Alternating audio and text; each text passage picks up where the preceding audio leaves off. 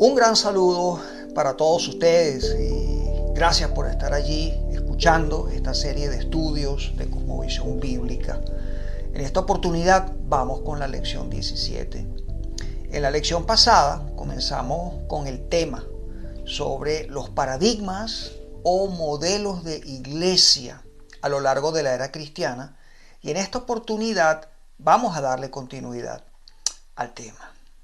Antes de empezar, vamos a volver al texto de Jeremías 29.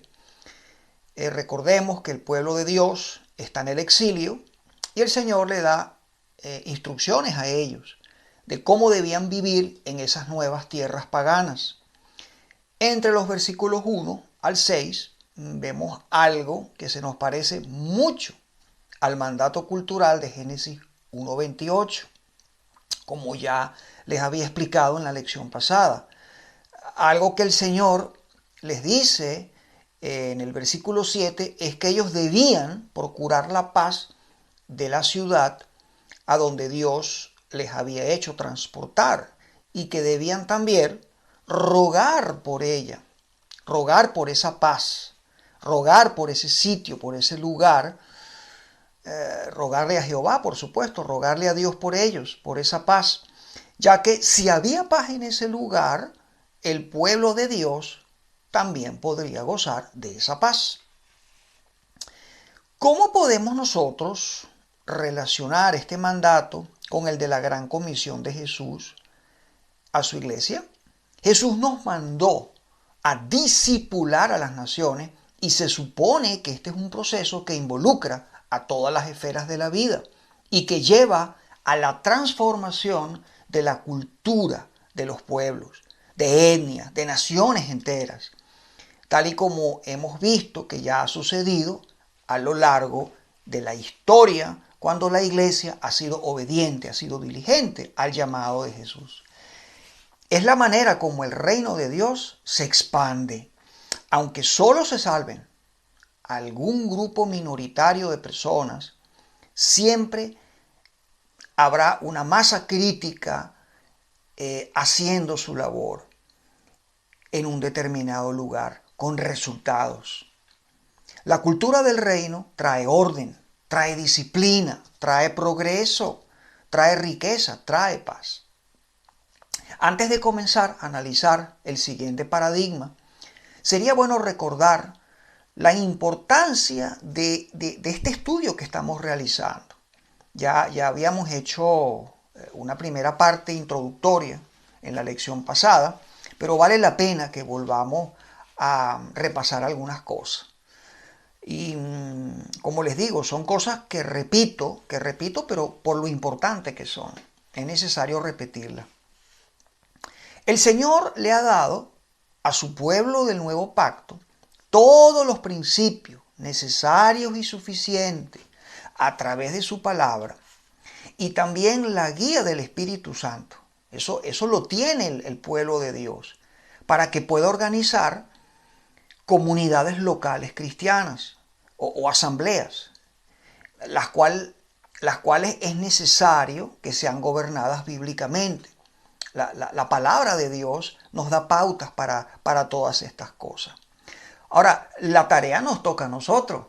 O sea, Dios no va a venir y lo va a hacer por nosotros, no. Somos nosotros los que tenemos que interpretar la palabra y llevar a cabo este proceso que les estoy diciendo. Es nuestra responsabilidad.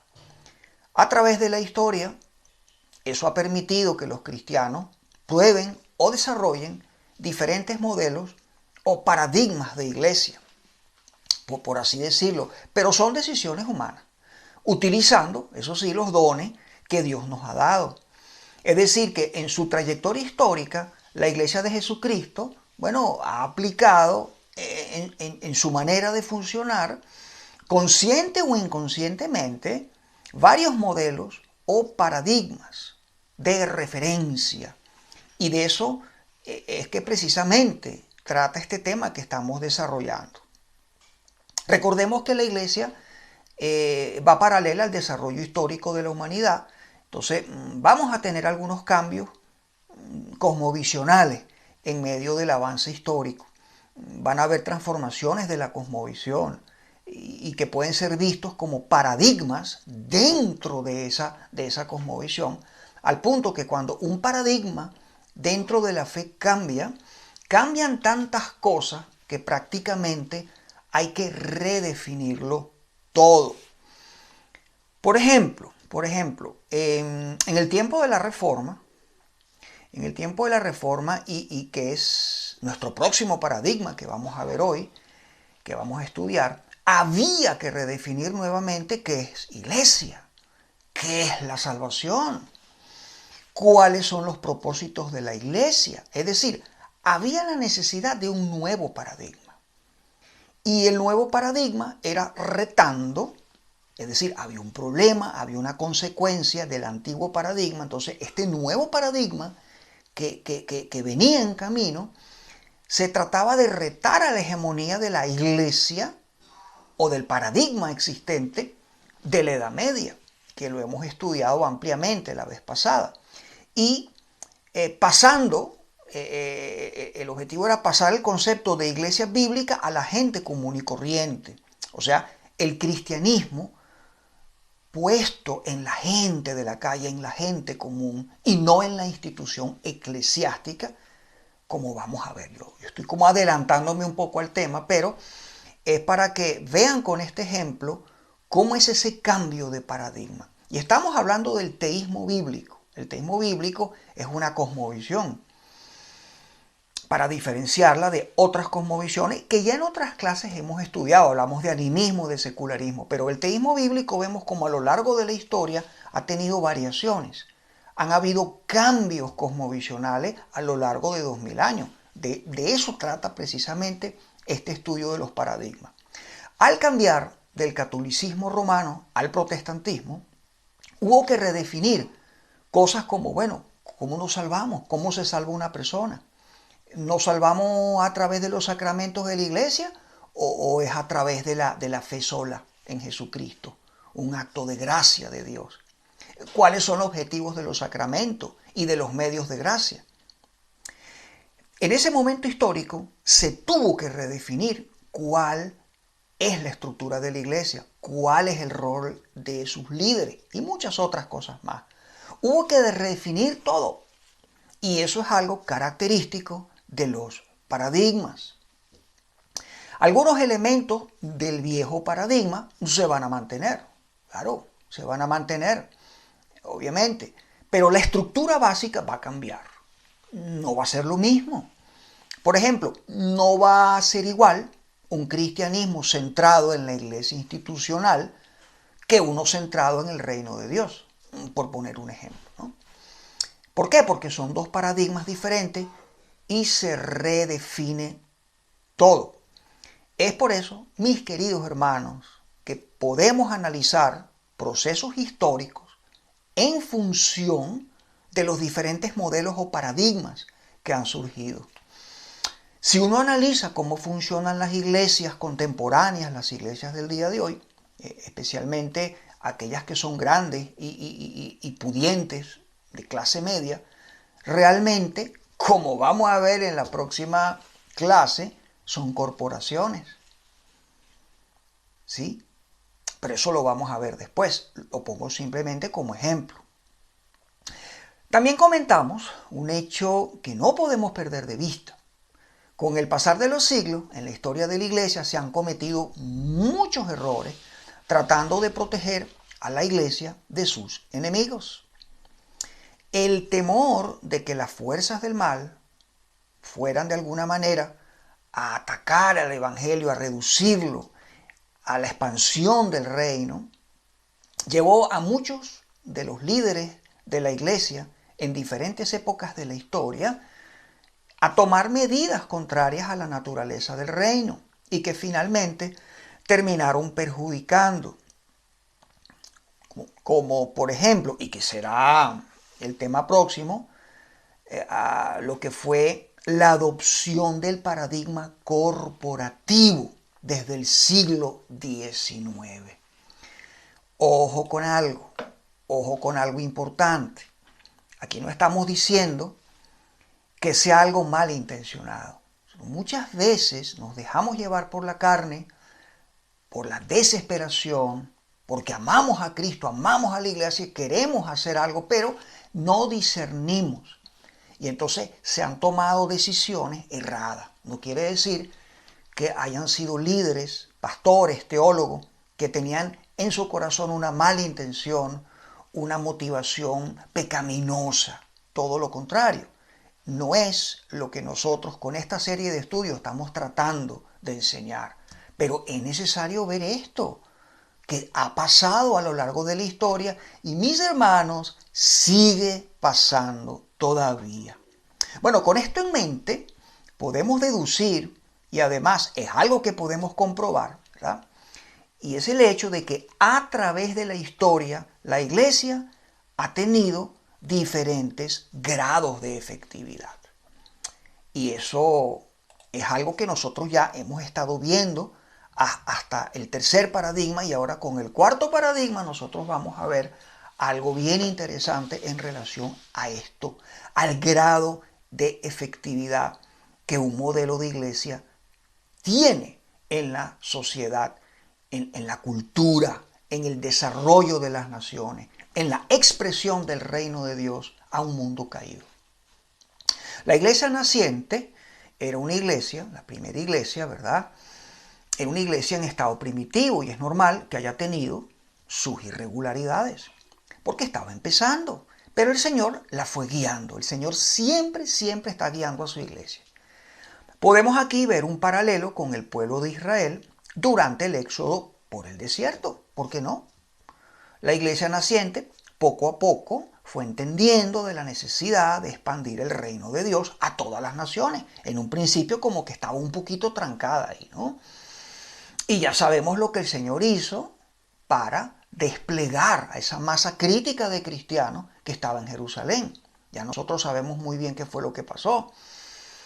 Y ellos tuvieron que ir redefiniendo muchas cosas en medio de aquel mundo donde se encontraba la primera iglesia, que era un mundo helenista, una cosmovisión helénica, y que estaba dominando el pensamiento de los pueblos.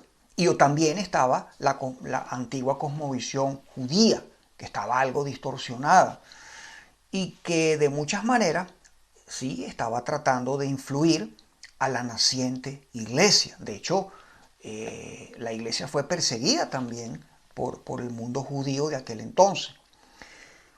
Igual fue cuando comenzaron las persecuciones, después del año 70, un periodo que llegó hasta el siglo IV, donde la iglesia tuvo que enfrentar diversos retos y mucho sufrimiento. Lo que sí es cierto es que durante los primeros 3 siglos, la iglesia de Jesucristo tuvo una alta efectividad. Ahí vemos, ¿no?, lo que dije anteriormente.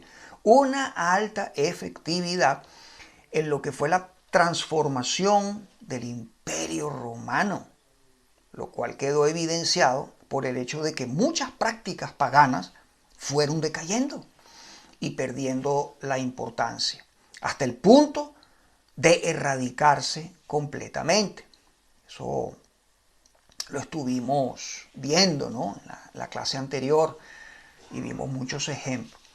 De manera que vemos una iglesia cuya influencia transformó la civilización pagana del Imperio Romano, y posteriormente el cristianismo adoptado por el mismo imperio con Constantino. O sea, esto llevó a un cambio en los líderes políticos.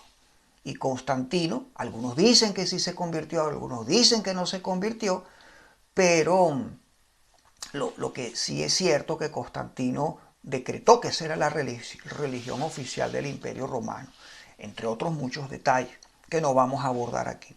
Muchos líderes cristianos en aquel entonces no aplicaron un correcto discernimiento, lo cual los llevó a la toma de malas decisiones que trajeron no muy buenas consecuencias para el cristianismo, lo cual quedó evidenciado por la efectividad limitada que éste tuvo, que el cristianismo, pues, la iglesia tuvo desde el siglo IV hasta el siglo XVI. Aún así, y eso lo recalqué yo muy bien la vez pasada, sí hubieron aspectos positivos y sí hubo avance del reino de Dios. Este periodo largo de más de 1000 años y que llamamos la Edad Media, muchas veces tendemos a la generalización del hecho de que toda la iglesia, dominada por los papas, ¿no?, los líderes eclesiásticos, era defectuosa, con todas sus depravaciones, la apostasía, todas esas perversiones que nosotros leemos, ¿no?, a lo largo de este tiempo. No toda la iglesia era así, no, para nada. Muchos miembros sí que eran auténticos cristianos. Y no nos olvidemos, como vimos la vez pasada, de las diversas órdenes que surgieron de la Edad Media, las órdenes monásticas, las órdenes mendicantes y todo lo bueno que hicieron. El origen de la Iglesia Católica Romana viene entonces del siglo IV, cuando Constantino une el poder político con la Iglesia de Cristo. Surge allí un movimiento que eventualmente se consolida en una iglesia con poder económico y con poder político sobre la sociedad. Esto es fundamental. Así podemos definir el cristianismo de este tiempo. Es la naturaleza de la iglesia en aquel entonces. Y hubo un sincretismo religioso, sí, bastante fuerte, donde se mezcló el paganismo con el cristianismo. Hubo una fusión entre el poder político y la iglesia. Lo que resulta aquí es una iglesia que es más un poder político y económico que lo que debería ser, es decir, una comunidad espiritual, obviamente, para la cultura europea. De esta manera se fueron agregando muchas creencias paganas dentro de la masa de creencia de un cristianismo que, como dije anteriormente, era de carácter o de naturaleza sincretista, que juntaba las costumbres paganas con las cristianas para darle alcance de dominio social y político a la iglesia, y ese era el objetivo. No era tanto la creencia en sí, sino atrapar a las personas para que aquel cristianismo centrado en la iglesia institucional, ¿verdad? Porque la Iglesia Católica Romana, fíjense, o sea, ¿por qué todo esto? Porque esa iglesia concebía que ella era el reino de Dios, y eso no es así, lo hemos dicho una y otra vez. Y como es el reino, como supuestamente se creía que ellos creían que era el reino de Dios, entonces todos los poderes temporales debían estar sujetos a la iglesia. Nosotros no podemos decir eso. La iglesia es un súbdito del reino de Dios, es el parlamento del reino de Dios, pero no es el reino de Dios. Una característica que se transmitió a la sociedad durante este largo tiempo medieval de hegemonía de esta iglesia católica romana, fue la idea de jerarquía, es decir, la idea de la opresión de seres humanos que son mejores que otros, lo cual es contrario a la escritura. No hay duda de que aquella iglesia, dentro de ella, era eminentemente jerárquica y proyectó hacia la cultura lo que ella tenía dentro. Aquí es bien interesante notar que ese concepto de jerarquía que esta iglesia transmitió a la sociedad europea durante todo ese tiempo venía de una creencia falsa derivada de creencias paganas, de que Dios, para gobernar su creación, utiliza seres creados en una cadena llamada la cadena de los seres. ¿Y qué quiere decir esto?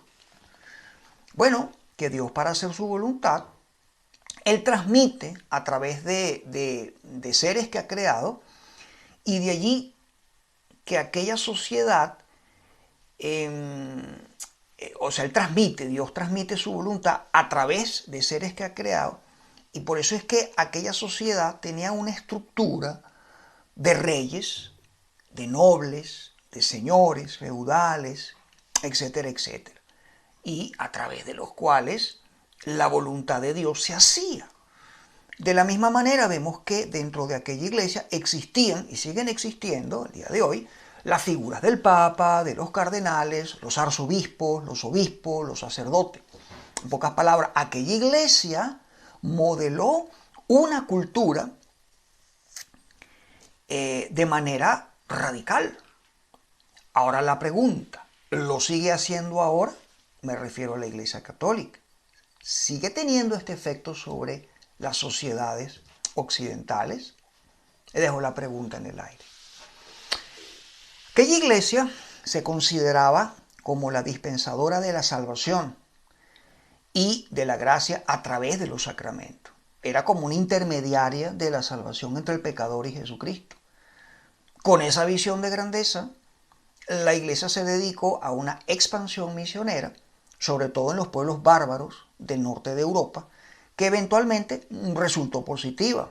No todo era malo, ya que fueron respetuosos, ¿verdad?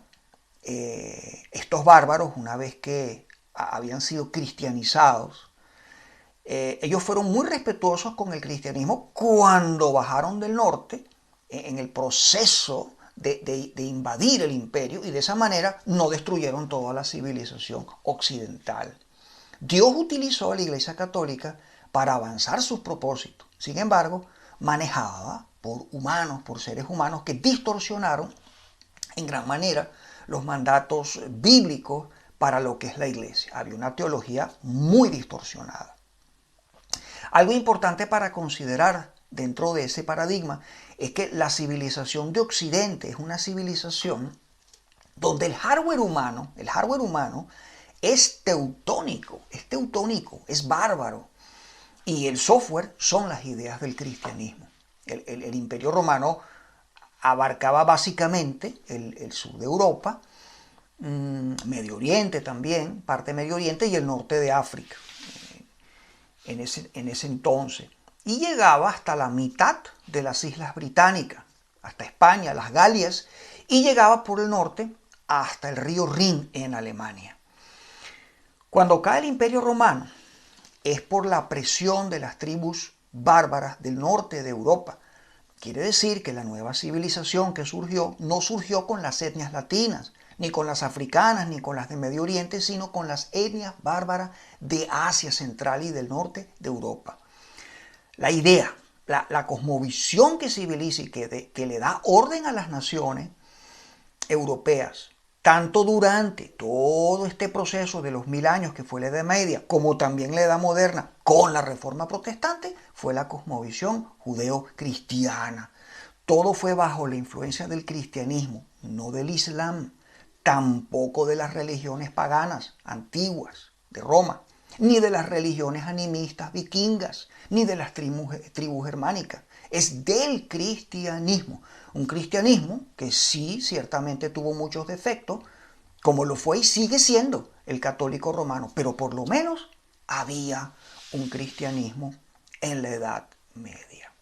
A través de ese largo periodo hubo siempre movimientos dentro de esa iglesia que comparaban a la iglesia primitiva y a la Biblia, con el comportamiento de la iglesia del momento. Se daban cuenta del desfase que había e intentaron reformar la iglesia en muchas ocasiones. Pero el liderazgo de la iglesia suprimió a través de los siglos a todas esas iniciativas de la reforma.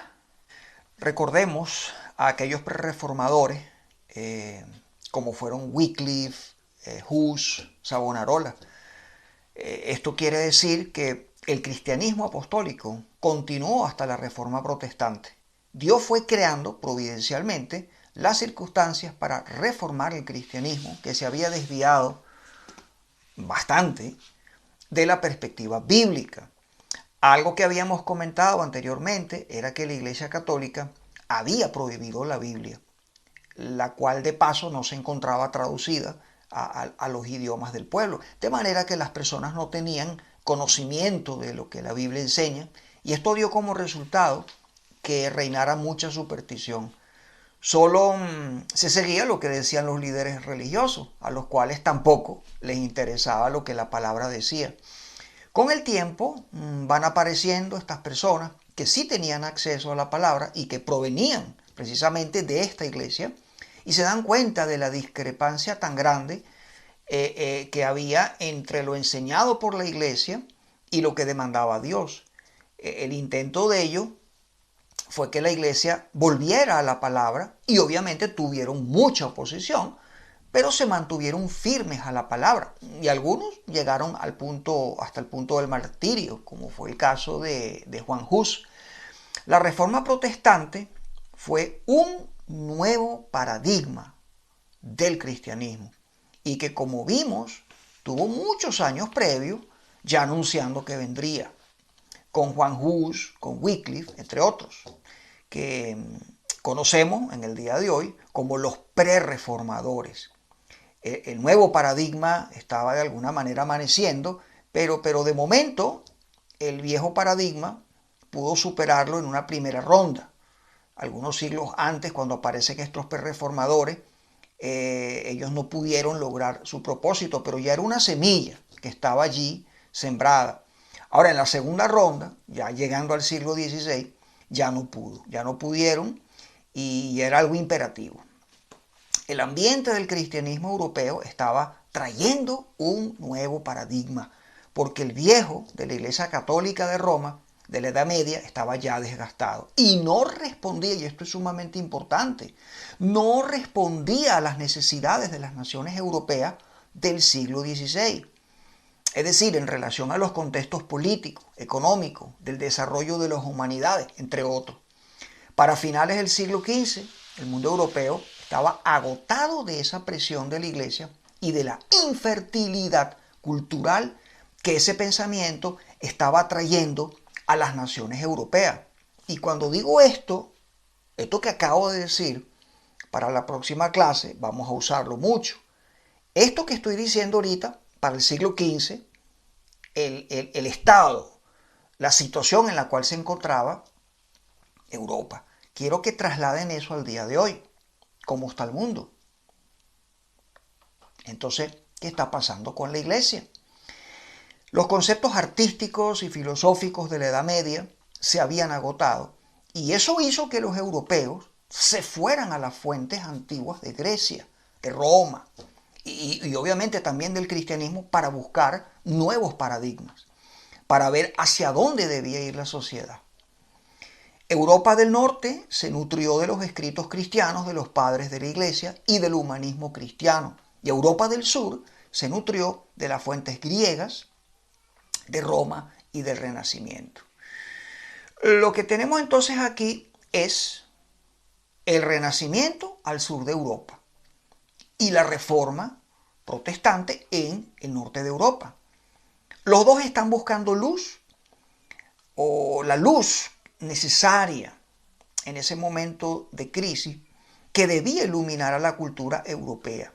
El cristianismo europeo, es decir, la sociedad en general de ese momento histórico, porque no era solo el cristianismo lo que necesitaba luz. La sociedad estaba en decadencia y aquello que sirve para sustentar a todas las sociedades, es decir, la iglesia, el cristianismo, estaba mal también. Recordemos, como siempre, somos la sal de la tierra, la iglesia es la luz del mundo, luminares en medio de la sociedad, columna y baluarte de la verdad. Bueno, en ese momento eso no estaba pasando. El cristianismo ya no estaba respondiendo a las necesidades de la sociedad.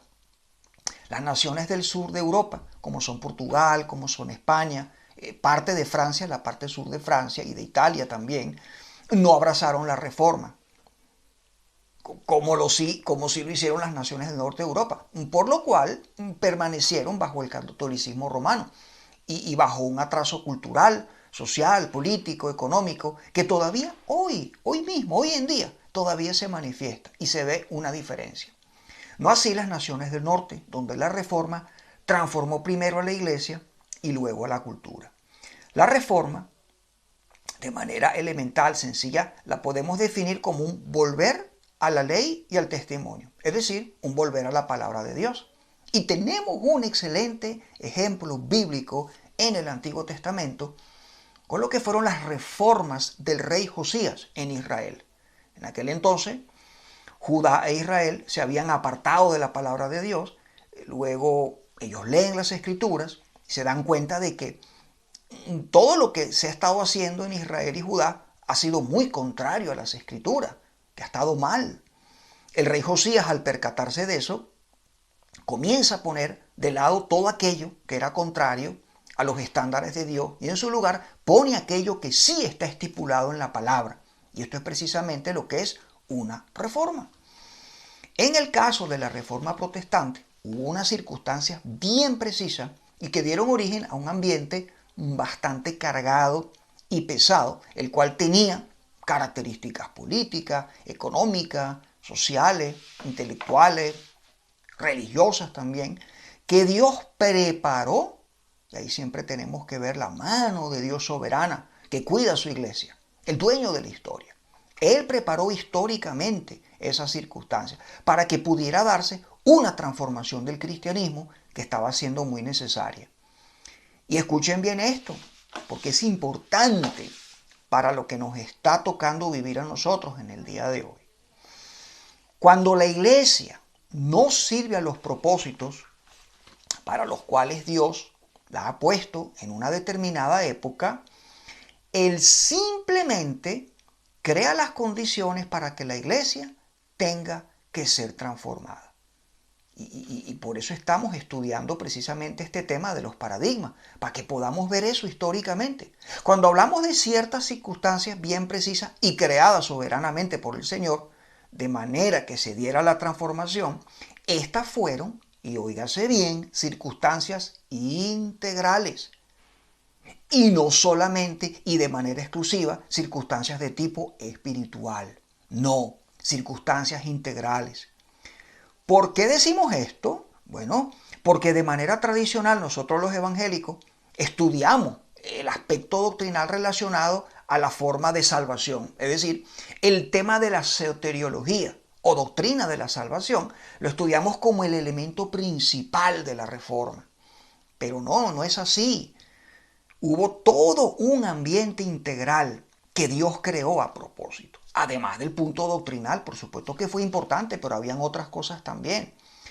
Como ya hemos explicado, una de las causas de la reforma protestante fue la pugna interna que había dentro de la iglesia entre aquellos que querían vivir una vida más cerca de las escrituras y cómo vivía la iglesia primitiva y la forma como estaba viviendo los líderes, es decir, la jerarquía de la iglesia en aquel tiempo.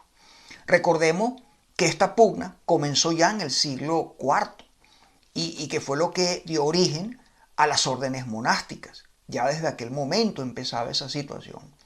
El detonante que dio origen al movimiento reformista fue el perdón de pecados a cambio de dinero.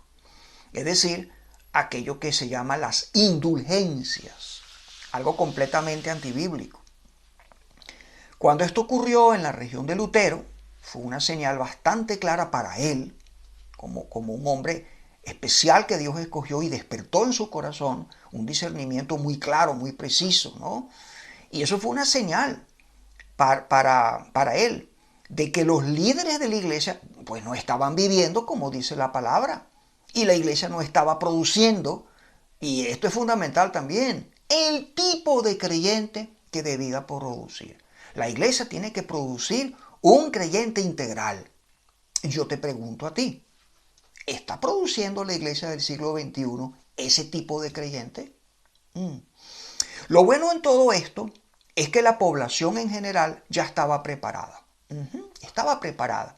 Además, en Europa había la idea, esa idea estaba por allí fluyendo, de naciones independientes. La idea de un gran imperio dominado por un emperador y por una iglesia suprema ya no estaba bien visto, que era lo que estaba ocurriendo. Por lo cual las naciones europeas ya estaban listas para ser independientes y tener sus propias iglesias nacionales. Las escrituras fueron literalmente liberadas. Estaban encadenadas.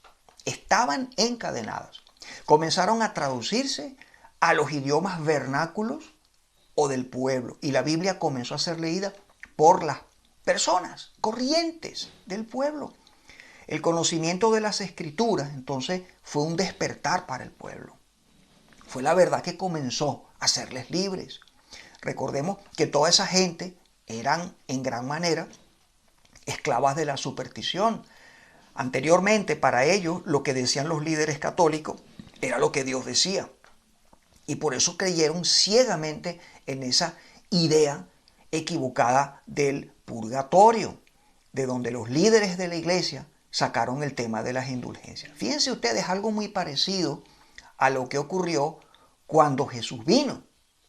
Los judíos en general pues veían los escribas, fariseos, la casta religiosa dominante como que bueno, ellos son la voz de Dios, vamos a hacerle caso.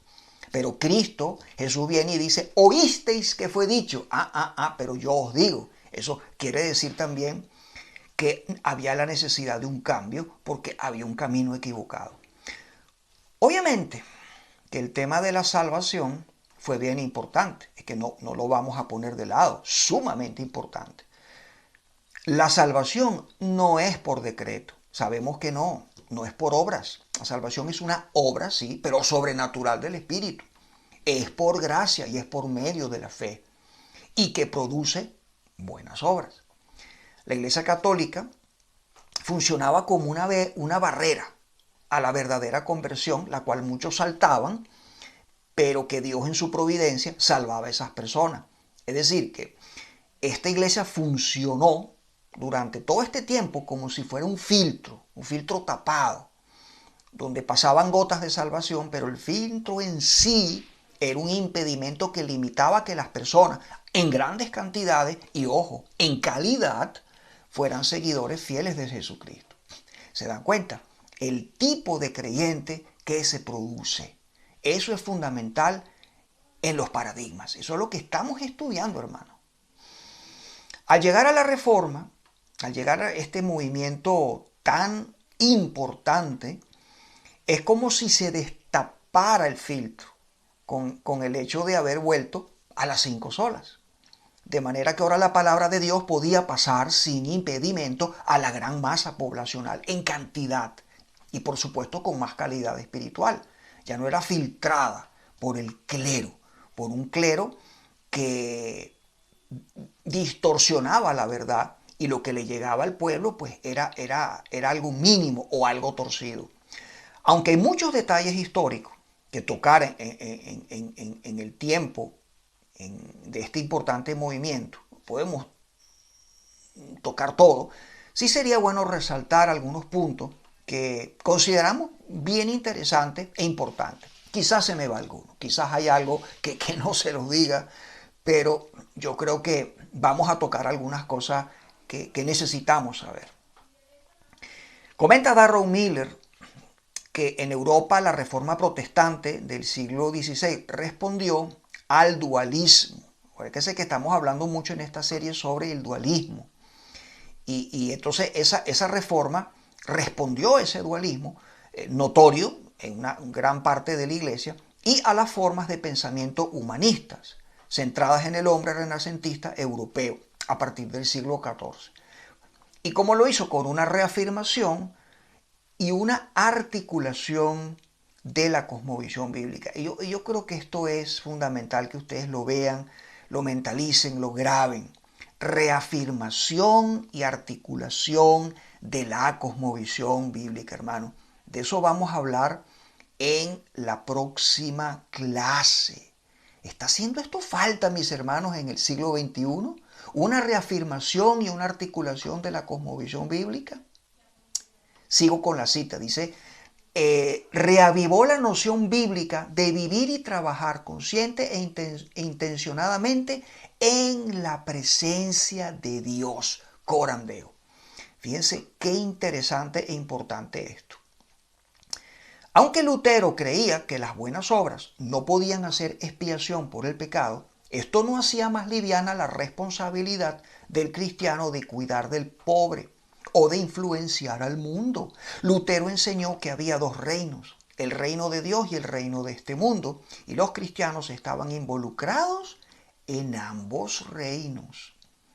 Martín Lutero, el monje católico que Dios usó para encender la reforma, anunció que todos los cristianos comparecerían ante Dios y ante su escrutinio. Juan Calvino, un poquito tiempo después de Lutero, usado por Dios para iniciar la reforma en Ginebra y encender en esta ciudad una luz que resplandeciera en toda Europa, y vaya que fue así, enseñó que ninguna esfera de la vida está exenta de negocio con Dios. Mientras tanto, el reformador suizo Juan Calvino visualizaba a la iglesia como una pequeña sociedad dentro de una sociedad más grande, como un embrión de lo que representaba un nuevo orden y total del mundo. Calvino predicaba frecuentemente acerca de las responsabilidades del cristiano con el necesitado y actuaba en ello. La corriente principal de reformadores como Lutero y Calvino y también Zwinglio desafió la cosmovisión dualista que se había infiltrado en la iglesia. Recuperó una concepción integral bíblica y reconoció que no hay tal dicotomía sagrado-secular, sino solo una vida consagrada o una vida no consagrada. Lo que había sido considerado secular se entendía ahora relacionado con lo sagrado. Esto anterior que acabo de decir, tuvo una interesante expresión o influencia en la manera como los reformadores entendieron y enseñaron aquello que es llamada, es decir, el llamado vocacional. Tal persona es llamada, ¿ok? El llamado. En la Edad Media, el llamado de Dios estaba enfocado fundamentalmente a una vocación monástica o clerical, o sea, un llamado para realizar un trabajo profesional en la esfera eclesial. No, que fulano de tal fue llamado. No, esa palabra llamado es únicamente para la esfera religiosa, la esfera de lo que tiene que ver con la iglesia, con lo que se va a hacer en la iglesia. El llamado a ser pastor, el llamado a ser diácono, el llamado, etcétera, etcétera. Bueno, Lutero cambió esto y comenzó a utilizar esa palabra para referirse a obligaciones mundanas. Y cuidado que estoy usando aquí la palabra en un sentido positivo, es decir, actividades en el mundo cotidiano. Dios llama a las personas para servirle realizando algún tipo de actividad en el mundo. Se creía que aquellos llamados al ministerio clerical o a la vida monástica tenían una vida superior y más espiritual que aquellos que no. Ahí está el dualismo. Los sacerdotes estaban justificados porque desempeñaban una labor santa. La justificación del común de los mortales requería entonces, fíjense qué carga, ¿no? Ellos tenían que hacer una obra espiritual, como el asistir a la misa, pagar las indulgencias y dar limosna a los pobres. Esto esclavizó, escúchese bien, esto esclavizó, esta manera de ver dualista esclavizó y empobreció aún más a los ya depauperados. Lutero y los reformadores del norte de Europa atacaron la noción de justicia por obra, insistiendo en que ningún trabajo externo, sino solo un acto interno de fe, podía hacer que una persona fuera justa o estuviera justificada delante de Dios. Los reformadores restauraron el concepto de vocación a la idea del trabajo. Si la justicia es por fe, razonaba Lutero, entonces la vida contemplativa de los monjes y los sacerdotes no es ni superior ni inferior a la vida activa del fiel campesino, carpintero o una ama de casa.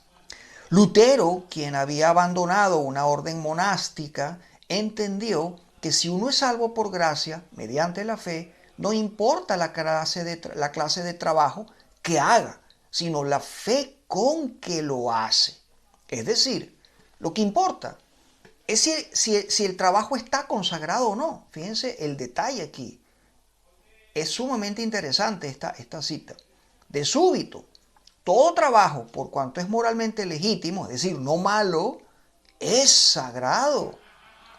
O sea, en relación a esto, es bien interesante lo que comenta Dietrich Bonhoeffer, quien escribió sobre el reto de Lutero al sentido humano del trabajo. Fíjense lo que él dice. El éxodo de Lutero del claustro donde él se encontraba fue el peor golpe asestado al mundo desde los días del cristianismo primitivo. La renuncia que se impuso al hacerse monje fue un juego de niños comparada con la que tuvo que soportar en su retorno al mundo. Llegó el asalto frontal. La única manera de seguir a Cristo era vivir en el mundo. Escuchen bien, la única manera de seguir a Cristo era vivir en el mundo. De esto, mis hermanos, es que estamos hablando desde el principio de esta serie de estudios. No ruego que los quites del mundo, sino que los guardes del mal. Eso fue lo que dijo Jesús en Juan 17:15.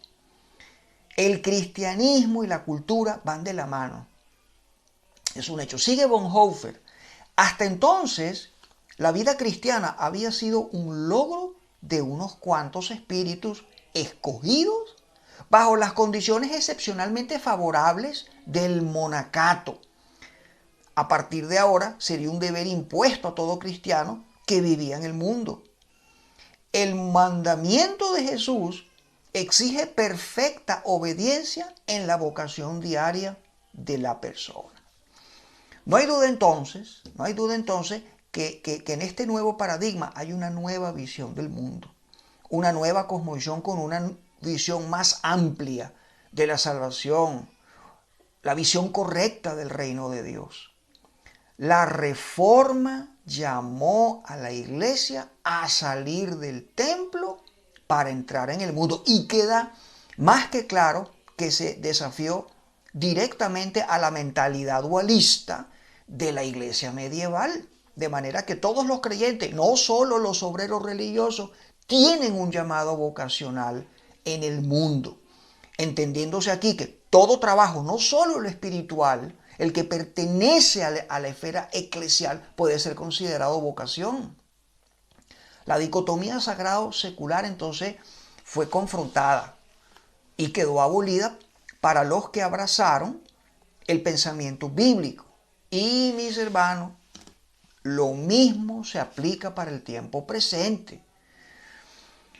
Yo no sé si ustedes han captado correctamente la amplitud y lo que es la importancia de lo que acabo de decir.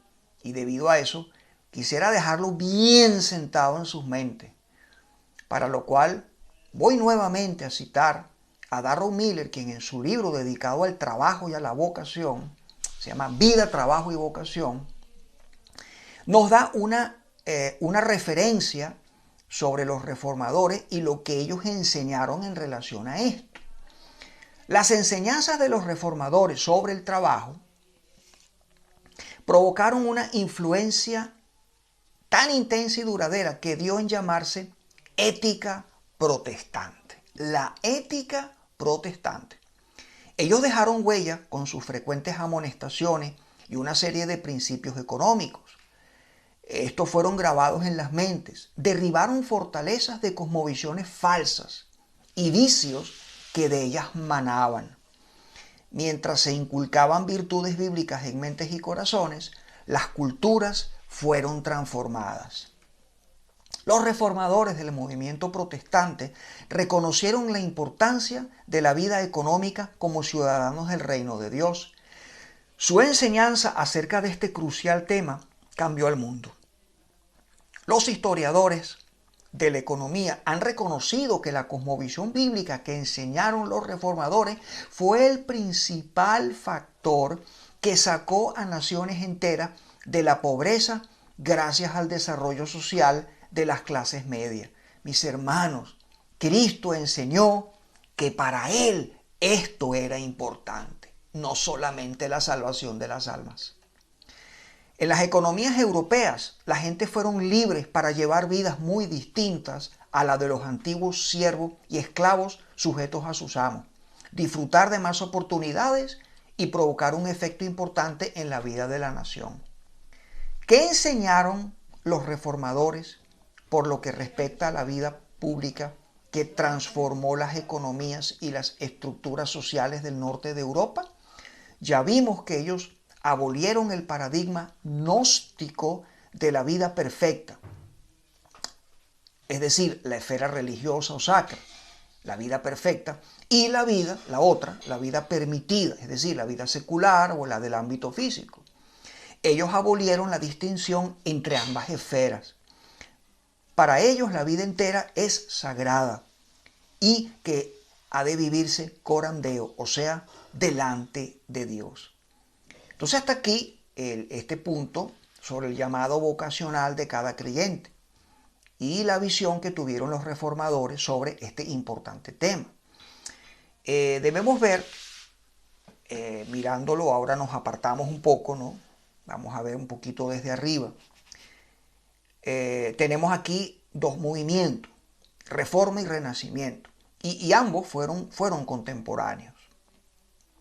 La Reforma propuso un cristianismo integral, en tanto que el Renacimiento continuó con un cristianismo dualista, católico medieval. Al problema de la unidad de la creación de Dios, la Reforma dio una respuesta completamente diferente y opuesta a la del Renacimiento. Repudió tanto el concepto aristotélico como el neoplatónico. La Reforma aceptó sin paliativos la descripción bíblica de una caída total. Es decir, que aquí estamos hablando de una corrección de cosmovisión hecha por la Reforma. Y fue una corrección hecha en términos del concepto de la caída, que en el catolicismo romano medieval, bueno, ellos lo tenían muy distorsionado, así como la salvación. Es el hombre total, el que en su totalidad había sido creado por Dios y el cual cayó totalmente, incluido su intelecto y su voluntad. Todas las áreas de su vida cayeron. En contraste con Aquino, la Reforma proclamó que solo Dios era autónomo de manera absoluta. Esta verdad ejerció su influencia mayormente en dos áreas concretas. En primer lugar, no podía hablarse de ninguna autonomía en lo que respecta a la autoridad final de la verdad o del conocimiento. Para la Reforma, el conocimiento final y suficiente se hallaba únicamente en la Biblia, es decir, en la sola Escritura. En segundo lugar, se descartó que el hombre fuera autónomo en el área de la salvación. De manera que no existe división en ninguno de estos campos. No hay división en el conocimiento normativo final, es decir, entre lo que una iglesia o la teología natural pudieran decir y lo que afirma la Biblia. Ni tampoco entre las aseveraciones que hacen las Escrituras y los postulados de los pensadores de ese entonces, racionalistas. La Reforma anuló, debido a su comprensión bíblica integral, esa división propuesta entre naturaleza y gracia por Aquino. La Reforma siguió la enseñanza del mismo Cristo al unir la revelación que él daba con la revelación de la Biblia escrita. Es cierto que en la persona de Cristo se lleva a cabo todo lo que el Antiguo Testamento proyectaba hacia el futuro, pero la persona de Cristo y su encarnación no descartó el Antiguo Testamento, sino que lo afirmó como el cumplimiento en su propia persona. No podemos separar a Jesucristo del proceso redentor de Dios de inicio. No, desde la misma caída no lo podemos hacer. Inclusive no podemos separar a Cristo desde el mismo proceso inicial de la creación en Génesis 1, como el libro de Colosenses, su capítulo 1, los versículos 15 al 20, que es un texto que hemos usado mucho. Ese texto nos enseña precisamente esto. Este pensamiento de la Reforma, basado en la unificación de todo lo que es el conocimiento y la unificación de la visión y entendimiento de la realidad en base a la revelación bíblica, y desde la revelación bíblica partir al conocimiento de la creación natural y de la sociedad, trajo consecuencias. Y son consecuencias que vale la pena que nosotros analicemos, ¿ok? Entonces, estamos hablando de una unificación, ¿sí? Para que entendamos esto. Una unificación de todo el conocimiento, de la visión, del entendimiento, de toda la realidad, de todo lo que nosotros vemos en base a la revelación bíblica. Es decir, yo no puedo entender el mundo que me rodea sin pasar por el tamiz de las Escrituras. es fundamental. No es que son dos cosas aparte. Yo puedo ver cada cosa aparte y las puedo mantener divididas simplemente para estudiarlas cada una de manera particular, pero la creación no va a tener un correcto significado o sentido si no la veo a través del tamiz o de los ojos que las escrituras me dan. Entonces, ¿qué consecuencias trajo esto? Esta unificación, esta integralidad, por decirlo de alguna manera. Bueno, primeramente, esa propuesta de conocimiento unificado basado en lo que pasó en la Reforma, es decir, en la recuperación de una cosmovisión bíblica. En la Reforma los lentes estaban empañados y fueron limpiados. Entonces ahora se está viendo con mucha claridad lo que antes no se veía distorsionado. Entonces, esa propuesta de conocimiento unificado basado en esa recuperación milagrosa de la cosmovisión bíblica, coherente, una cosmovisión bíblica coherente, robusta, centrada en los conceptos de creación, caída, redención y consumación, ese esquema, esa fórmula, ¿no?, de creación, caída, redención y consumación, para nosotros es muy importante. O dicho desde otro ángulo, ese pensamiento de la Reforma, de unificar todo el conocimiento y unificar la visión y el entendimiento de la realidad en base a la revelación bíblica, fíjense el tamiz, los lentes de la cosmovisión bíblica, y como dije anteriormente, desde la revelación bíblica partir al conocimiento de la creación natural y de la sociedad. Entonces, eso trajo como consecuencia, la primera, una visión unificada del mundo, o simplemente una cosmovisión bíblica coherente y robusta. Pero fíjense, ¿cómo es la cosmovisión bíblica? Una visión unificada del mundo. Eso es fundamental. Comenta Schaeffer, que de estas cosas habla mucho él en sus libros. Cuando la palabra de Dios, la Biblia, fue escuchada, la Reforma trajo resultados extraordinarios, tanto en los individuos que se convertían en cristianos, como en la cultura y la sociedad en general. Fíjense lo que Schaeffer habla. Y no como habla el dualismo evangélico contemporáneo. De eso vamos a hablar en la próxima clase. Entonces, bueno, a ver, ese cristianismo contemporáneo de hoy en día, mayoritariamente, se centra en predicar el evangelio para la conversión de las almas y omite, y en muchos casos desprecia a la cultura y a la sociedad en general. La Reforma entendió que todo estaba unificado y por lo tanto produjo un impacto unificado, un impacto de un discípulo, de un discipulado unificado en las sociedades donde se albergó esa idea. Esta es la esencia del discipulado de las naciones, que nosotros venimos insistiendo aquí. Continuando con Schaeffer, Dios habló en una auténtica revelación que de sí mismo hizo concerniente a las cosas celestiales, y habló también en una verdadera revelación acerca de la naturaleza, es decir, el cosmos y el hombre. La revelación que la Biblia nos da sobre el cosmos, sobre la naturaleza, sobre la sociedad, sobre el hombre, son verdaderos y son estructurales para nosotros poder colocar en los particulares que desarrollamos mediante las ciencias naturales y las ciencias sociales, para poder poner ese conocimiento en un camino coherente con la verdad revelada de Dios. Separar el conocimiento espiritual revelado en la Biblia del conocimiento que adquirimos con la ciencia, con la tecnología y las artes de la naturaleza y la sociedad, es simplemente volver un dualismo similar al dualismo de la Edad Media, pero con el agravante de que el racionalismo que se desarrolló durante el siglo XVIII y XIX trajo un impacto sobre el cristianismo devastador, al punto que desestabilizó el cristianismo, lo dividió en un cristianismo liberal y un fundamentalista. Recordemos que esto fue parte de una clase anterior. Los dos desagregados de la verdad bíblica y de la cosmovisión bíblica, y ambos practicando dos tipos de dualismo diferentes. Simplemente los reformadores se ahorraron el problema del renacimiento, o sea, del dualismo, el problema de la naturaleza y la gracia, que venía de la Edad Media. Ellos poseyeron una verdadera unidad, porque buscaron esta unidad en lo que Dios había revelado en ambas áreas del conocimiento, la revelación bíblica y la revelación sobre la naturaleza. Los dos libros, mis hermanos, el libro de la Biblia, el libro de Dios y el libro de la naturaleza, el libro de la creación. No hubo para la Reforma ninguna porción autónoma de la creación, autónoma del señorío de Jesucristo y de la palabra de Dios.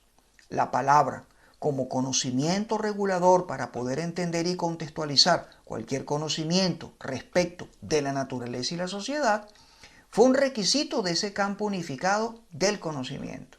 Aunque el arte y la ciencia tengan libertad, no son actividades autónomas. El artista y el científico se hallan también bajo la revelación de las Escrituras. La idea de que hay áreas en la vida que son autónomas de la revelación de Dios y que no están regidas, la Reforma lo rechazó. Dios es el autor de todas las esferas de la vida y todas ellas no son más que una expresión de su palabra creadora. Por lo tanto, su palabra revelada es la base para nosotros poder accesar la verdad en esa palabra encarnada en la creación, porque estamos hablando de la palabra de Dios, que es lo que da origen a todo lo creado. Para nosotros poder discernir esa palabra, es decir, esa sabiduría que le da origen a los diferentes elementos creados, necesitamos la pauta de la palabra de Dios revelada, y en suma, revelada en la persona de Jesucristo, para nosotros poder tener acceso al conocimiento verdadero de la sociedad y de la naturaleza. Si no, ese conocimiento no es verdadero. Y obviamente, al no hacer esto, es donde surgen todas las distorsiones que nosotros hemos visto a lo largo de la historia. Por ejemplo, hoy en día el secularismo es consecuencia ¿de qué? De esto. Porque cuando no hay teísmo bíblico, cuando no hay visión bíblica, sencillamente todo se tuerce, todo se va por mal camino. Lo que la Reforma pudo hacer es partir de la revelación de Dios para entonces penetrar los secretos de la creación y la sociedad. ¿Cierto? Yo me pongo mis gafas del teísmo bíblico, obviamente. La palabra ahora me va a dirigir, me va a dar sabiduría, me va a dar respuestas y lo vital, lo más importante, me va a dar ojos para ver las cosas como realmente son. El objetivo entonces era el dominio de la creación, no simplemente espiritualizar el conocimiento como en la Edad Media, sino hacerlo práctico. ¿Ven? Para que el conocimiento científico sea práctico y sea humanizante y prevenga la distorsión de la injusticia, de la corrupción y la opresión sobre los seres humanos, tiene que estar amarrado a las realidades reveladas en las Escrituras. En conclusión, y aquí está la palabra clave, que yo les he dicho todo esto como para que tengan una idea. Podemos leer muchos libros sobre este tema. Este libro de Francis Schaeffer, Huyendo de la Razón, que es bastante corto, y ustedes ahí puedan leer un poquito más sobre este tema. Realmente aquí la palabra clave es integración, es integral. La Reforma protestante fue integral. Por lo tanto, la palabra de Dios es reguladora para guiar el conocimiento que adquirimos en la ciencia, en las artes y en el estudio de la cultura, para poder ponerlos en contexto y amarrarlos a la verdad. ¿Sí? Vamos a decir, la Biblia es como el elemento aglutinante, por decirlo de alguna manera, y que nosotros, distanciados de la palabra de Dios, simplemente todo conocimiento humano se va a volver idolátrico, van a haber distorsiones, va a haber muerte, va a haber enfermedad, va a haber pobreza, va a haber abusos de diferentes tipos. Es un tema sumamente complejo y largo, pero la Reforma logró llegar a esa integralidad, porque el cristianismo, hermanos, es integral. La Biblia es integral. Nosotros tenemos que ser integrales, no dualistas. Otra consecuencia del pensamiento unificado de la creación en la Reforma, de esto que venimos hablando, fueron naciones bien discipuladas. Por supuesto que sí. De manera particular, el calvinismo, que fue producto de la Reforma en Ginebra, produjo un cambio en el mundo de los pensamientos y de los conceptos, colocándose delante del rostro de Dios, es decir, conocida frase, corandeo, honró al ser humano como portador de la imagen y semejanza de Dios y honró al mundo como creación divina, colocando frente a la sociedad dos grandes principios: la gracia particular que opera salvación y la gracia común a través de la cual Dios, manteniendo la vida del mundo, afloja la maldición que pesa sobre éste y reduce su proceso de corrupción y permite su libre desarrollo para la gloria como creador. La Reforma en general produjo un tipo de hombre y de mujer, lo que hemos venido diciendo desde un principio. ¿Qué tipo de creyente está produciendo la iglesia? ¿Qué tipo de persona? ¿Qué tipo de sociedad? ¿Qué tipo de cultura? Hasta allí, mis hermanos, llega el cristianismo, no solamente para los que se van al cielo, no, para nada. Entonces, fíjense, la Reforma de manera general produjo un tipo de hombre, produjo un tipo de mujer, pero en el calvinismo, de manera particular, adquirió una densidad diferente. Por su fruto, nosotros vamos a poder entender de qué estamos hablando aquí.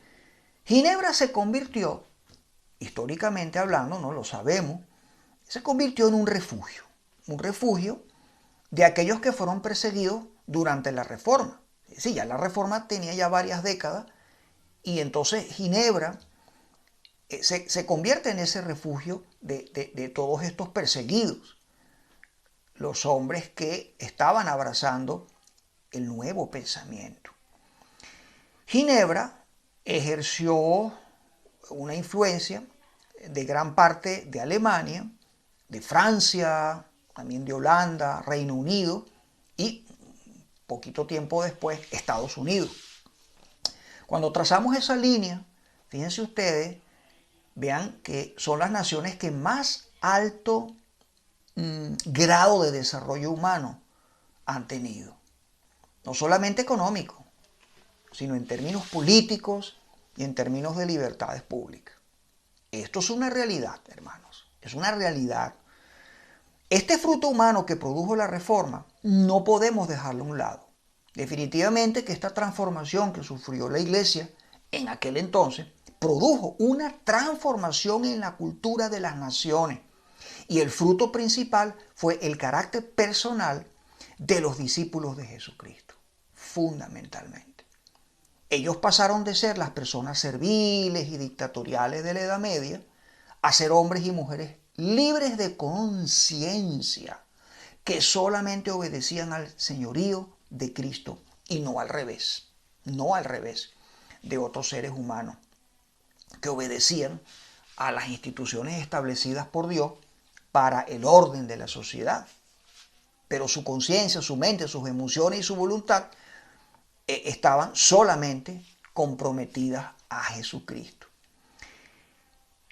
Esta es la verdadera libertad de la que habló nuestro Señor Jesucristo cuando le dijo a sus discípulos que la verdad los haría libres. Aquel nivel de libertad es la base de la transformación cultural lograda, de la transformación social, política y económica que se dio fundamentalmente en las naciones de Europa del Norte durante el movimiento de la Reforma. ¿De qué estaríamos hablando aquí? Bueno, más o menos de Suiza, de Alemania, como les dije, de la misma Francia, con el movimiento hugonote, los Países Bajos, Reino Unido y lo que fue la proyección a Estados Unidos y Canadá. Y también lo que fue luego la expansión del luteranismo en las tierras escandinavas. Y no deja de ser notorio para nosotros, que son precisamente esas naciones, como les dije anteriormente, y lo vuelvo a repetir porque es importante, que entendamos, allí es donde están los mayores niveles de desarrollo.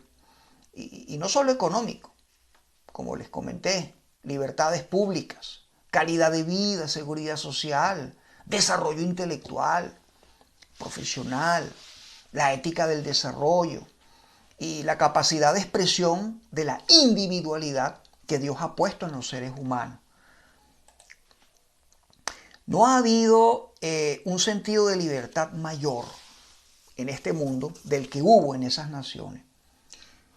Y es interesante recalcar que la cúspide de todo esto que yo acabo de decir fueron los Estados Unidos, porque allí se concentró la esencia de ese pensamiento debido a las persecuciones que hubo en Holanda, que hubo en Inglaterra.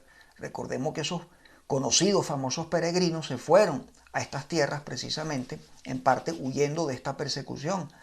La reforma, es interesante ver también, es un aspecto que necesitamos hablar. La reforma fue multiforme y vemos una diferencia, sí, entre la reforma de Lutero y la de Calvino. Me parece un tema interesante tocarlo, ¿no? La perspectiva de Lutero para transformar la iglesia se basó básicamente en la soteriología.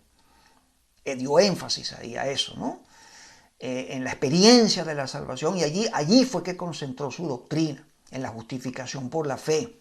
Pero áreas como la eclesiología, pues sí quedaron un poquito limitadas. De modo que en los países luteranos, la iglesia quedó bajo el poder político. Es decir, que el príncipe era la cabeza de la iglesia en las naciones luteranas, y eso hasta hace poco tiempo. Si bien el luteranismo influenció y expandió las ideas de la Reforma en gran medida y sobre todo en Escandinavia, Dinamarca y una gran parte de Alemania, la estructura del luteranismo es el de una iglesia estatal, como la iglesia anglicana en Inglaterra, por ejemplo. Y eso tuvo sus limitaciones para el desarrollo de la libertad en esas naciones. Qué interesante, ¿no? Vaya semillas, ¿no? Que después ejercen su influencia mucho tiempo después. Por eso Alemania es tan vulnerable a la idolatría del Estado, lo cual fue cultivado por eso que conocemos nosotros como el nacionalsocialismo durante los años 30 y 40 del siglo XX. Y por eso pudo hacerlo tan fácil, porque en la teología básica luterana existe una exaltación, se le reconoce un rol como sobrevaluado a lo que es el poder político. En la doctrina calvinista, por el contrario, la perspectiva de Calvino fue cósmica y total. El señorío de Cristo sobre todas las estructuras de la sociedad, especialmente sobre el rey. Por lo tanto, enseñó los principios esenciales de la libertad, porque en los principios de la teología calvinista, tanto los gobernantes como los gobernados deben estar sometidos al imperio de la ley. Y esa ley debe ser un reflejo de la justicia y de la revelación de Dios. No es que el gobernante hace la ley y ya, y listo. Él tiene que estar sometido también a esa ley. Esa diferencia fue el principio de la práctica política de las democracias constitucionales que se desarrollaron en las naciones mencionadas, pero sobre todo en Holanda, Escocia con Knox y luego con el movimiento puritano de Inglaterra, en la iglesia anglicana, el cual fue duramente reprimido y sus seguidores pues finalmente terminan migrando a las colonias de Norteamérica.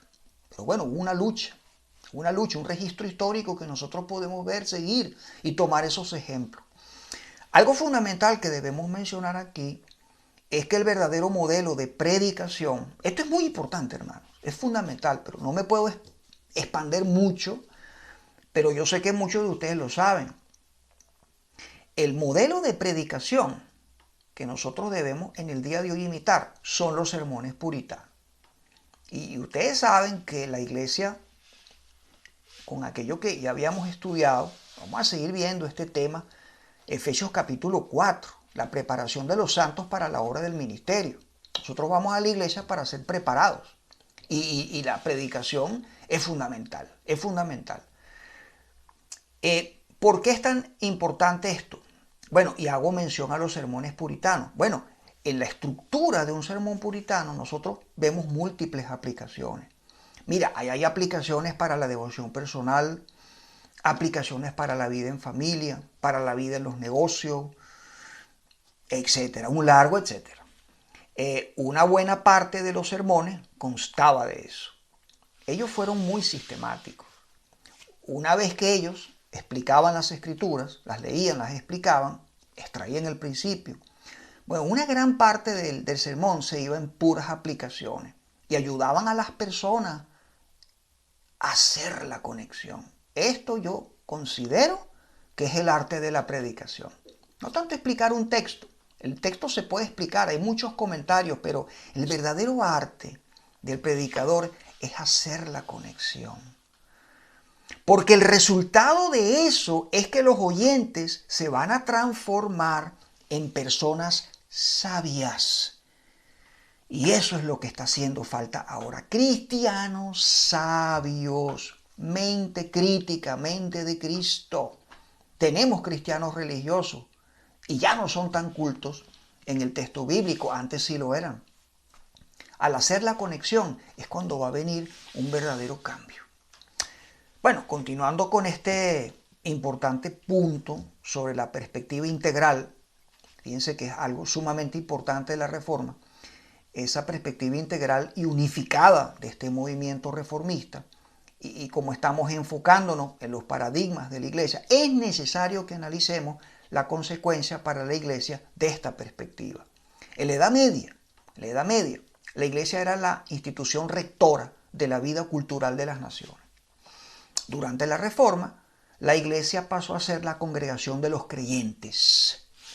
Ella se retrajo a su rol e identidad bíblicos y cada departamento de la vida de la sociedad fue libertado, no de Dios, sino del dominio de la Iglesia. La Iglesia tenía una hegemonía. Entonces, alabar a Dios en la Iglesia y servirle en el mundo se convirtió en el impulso inspirador. Esto último es una expresión de una visión integral del cristianismo según una cosmovisión bíblica basada en la revelación que Dios ha hecho. Separar el rol del pueblo de Dios en el culto público y cuando están reunidos y separarlo de la vida social, económica, política, artística, esto es una distorsión del cristianismo. ¿Sí? Del cristianismo coherente, un cristianismo coherente con el pensamiento dualista ancestral que hemos estado estudiando y que desde la iglesia primitiva ha venido penetrando dentro del cristianismo. Recuerden lo que les dije anteriormente, esto es una bacteria, una enfermedad, un virus que ha estado continuamente acechando a la iglesia y una vez la toma y otra vez y otra vez y otra vez hasta el día de hoy. Y siguiendo con el análisis del impacto que tuvo la Reforma sobre la sociedad y como una expresión de naciones bien discipuladas, vemos que la idea doméstica de la familia recuperó su independencia. La industria y el comercio recuperaron su fortaleza en libertad. El arte y la ciencia se liberaron de la sujeción religiosa y restauraron su propia inspiración. Y el hombre empezó a entender el sometimiento de la naturaleza, esto es, la práctica de la ciencia y la tecnología con sus fuerzas escondidas y sus tesoros, como una tarea sagrada, que fue lo que estudiamos cuando vimos el mandato cultural de Génesis 1. Sojuzgar la tierra y señorear sobre ella. Bueno, este pensamiento se recupera nuevamente en la Reforma. Y la Biblia, entonces, la palabra de Dios, servía como luz a todas estas personas en sus vocaciones, en el área social, política, científica, artística, para buscar los tesoros de la sabiduría de Dios escondido en la creación, en ese aspecto creacional que a cada quien le ha tocado, según la vocación existencial que cada uno de nosotros tenga. Pero la Biblia es la que nos da la guía, la directriz para poder buscar eso. Es increíble, pero la Reforma vio a la ciencia y a la tecnología como una tarea sagrada, encomendada a los seres humanos de parte de su Creador y no como un área fuera del dominio del reino de Dios. Volvemos aquí, la integración. Aquí vemos que el discipulado que produjo la Reforma en las naciones del norte de Europa fue un discipulado integral, basado en una cosmovisión bíblica. y por lo tanto tuvo un impacto transformador en todas las esferas de la sociedad.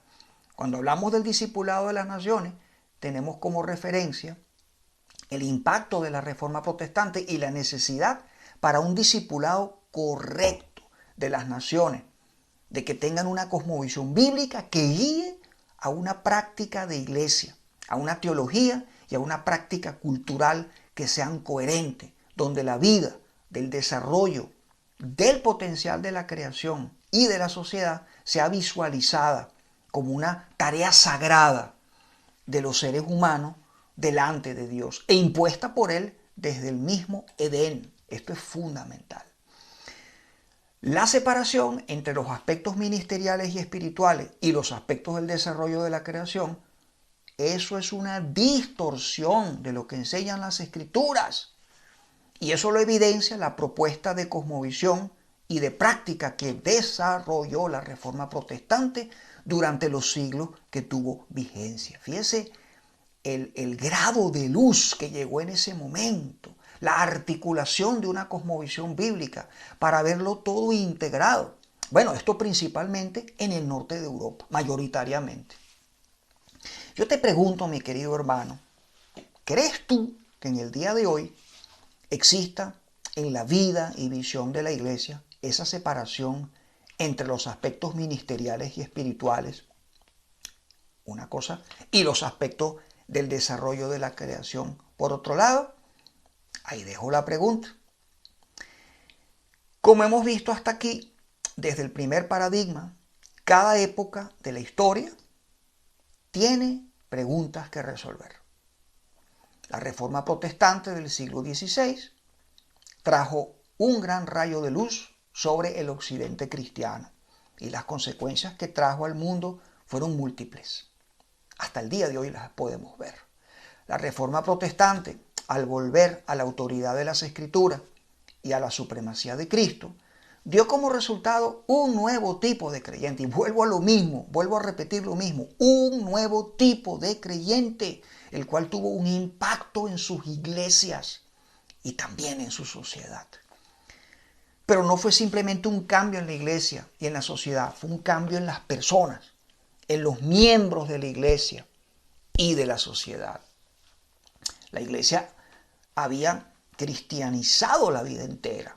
La Reforma lo que hizo fue liberar a la esfera no eclesiástica y ponerla bajo Jesucristo, no bajo la iglesia. La trampa estaba en el hecho de que la Iglesia Católica había sometido al mundo y le hizo creer que la iglesia debía ser la cabeza de la sociedad. El cabeza de la sociedad no es la iglesia, es Jesucristo. Y la cabeza del cristianismo no es la iglesia, es Jesucristo. La Reforma trajo las 5 solas, sobre todo la supremacía de la palabra de Dios, sola Escritura, lo cual produjo entonces, como hemos estado repitiendo y reiterando, un nuevo tipo de seguidor de Cristo. Ahora bien, ese seguidor de Jesucristo que las iglesias evangélicas y la misma iglesia católica de nuestra generación está produciendo, óigase bien, no es consecuente con los frutos que las Escrituras dicen que los seguidores de Cristo deben manifestar en todas las esferas de su vida. Y ese será nuestro próximo tema, nuestro último paradigma, al cual llamamos el paradigma corporativo. Entonces, les invito a la próxima lección y que será de mucha bendición para todos.